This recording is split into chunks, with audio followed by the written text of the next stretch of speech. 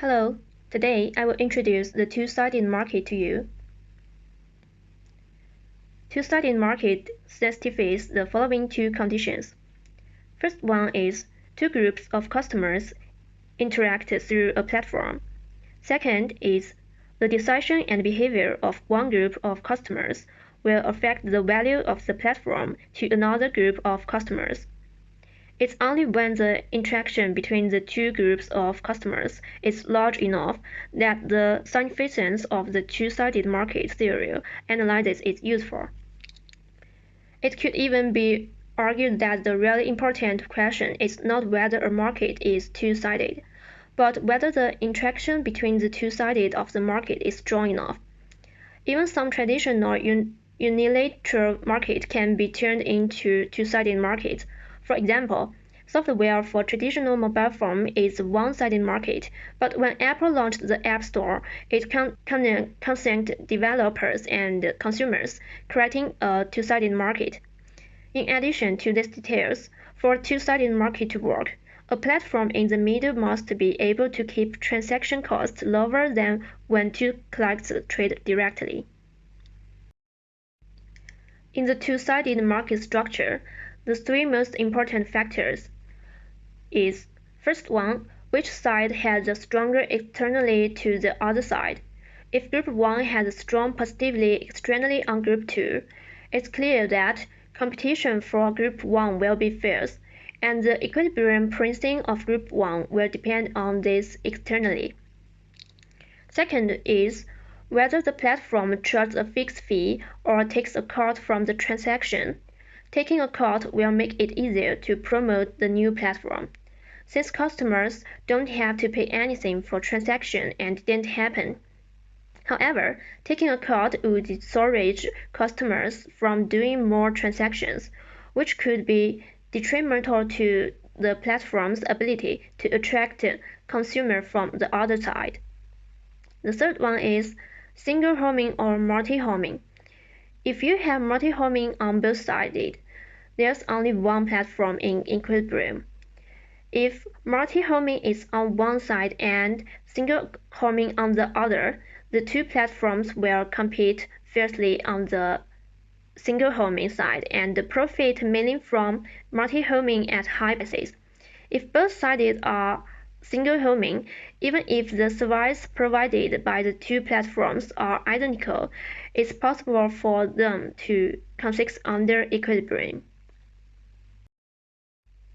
The growth strategy in two-sided market lies in two aspects: pricing and openness. Pricing in two-sided market has a distinctive feature. In traditional market, the price charged to consumers depends on their price elasticity and the cost of the goods themselves. But in a two-sided market, a firm's pricing of one consumer also needs to take into account the impact on the other. In general, if the price elasticity increases, the price charged by the enterprise should be reduced accordingly, so that the price reduction will attract more consumers. In a two-sided market, this effect is magnified further. A price cut to one consumer not only attracts more of that consumer, but also increases the utility of platform to the other consumer, thus increasing the ability of the company to charge the other consumer more. On issues related to openness, the platform faces two decisions. First, it needs to choose whether to make market unilateral, bilateral, or multilateral. Second, it needs to choose whether it's compatible with other platforms. Enterprises can choose to become unilateral or multilateral markets. For example, Apple's opening of the App Store for iOS is an example of unilateral becoming multilateral. In most cases, we see companies do unilateral in the early stages of market entry and then multilateral after a certain size.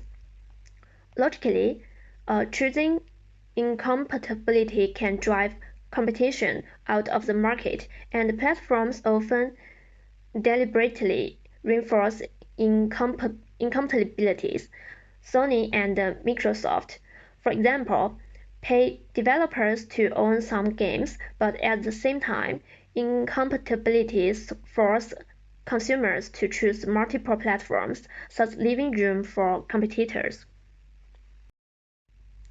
Let's talk about the network effect.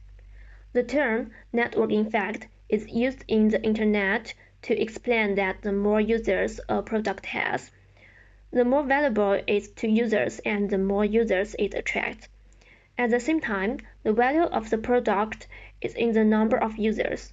Known as Metcalfe's law, the value of the network is equal to the number of the users squared. For example, such as the WeChat, for a user, the more friends he has with WeChat, the more valuable WeChat will be to him, and the more people will be attracted to use WeChat. Therefore, social product will have the characteristics of natural monopoly. The value that users on one side of the market get in the market depends on the number of users on the other side. In economics, this is called demand and supply. As for the two-sided market of Grab service, the value of passenger depends on the number of drivers. The more drivers, the shorter the waiting time of passenger may be, while the value of the drive depends on the number of passengers. The more passengers, the less empty driving. That is to say, the two will reinforce each other.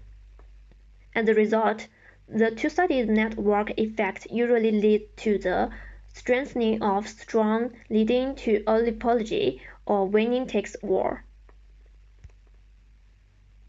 Thanks for your watching.